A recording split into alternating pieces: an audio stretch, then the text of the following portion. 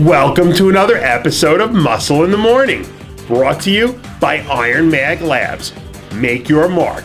I'm your host, Dave Palumbo, and I'm here to bring you all the latest news in the world of bodybuilding and fitness. It's Monday, March 16th, 2015, and let's get to it.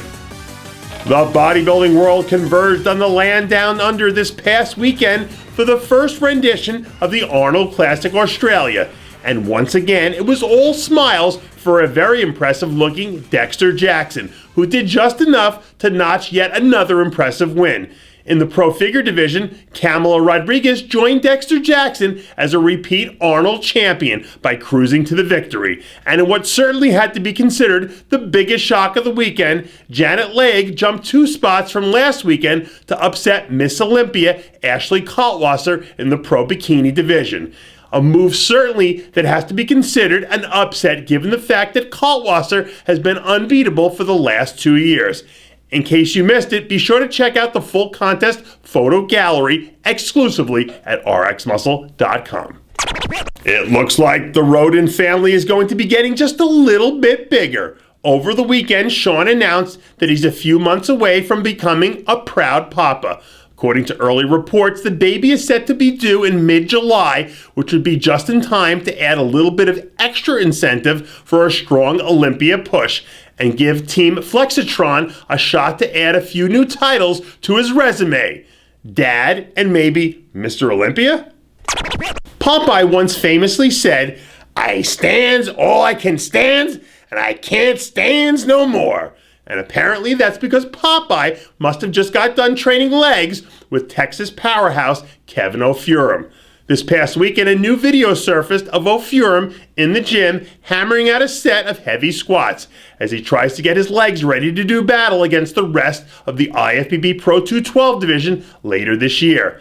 Last season, we only saw O'Furum take the stage once in front of a hometown crowd at the Dallas Europa Pro, where he finished 8th.